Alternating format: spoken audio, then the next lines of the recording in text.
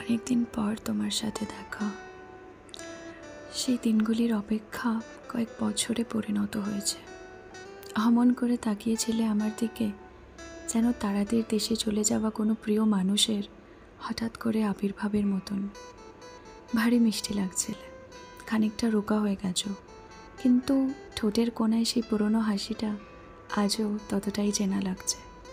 দূর থেকেই ভালো আছো তো প্রশ্নটা করার সেই চাপা ইচ্ছেটা যেন চাপাই রয়ে গেল। অনেক কিছু পাল্টে গেছে, যেমন অনেকগুলি বছর গড়িয়ে গেছে, ঠিক তেমনভাবেই আমরা নিজেরাও কোথাও না কোথাও নিজেদের পুরনো আমিটাকে পিছনে ফেলে রেখে এগিয়ে গেছি জীবনে।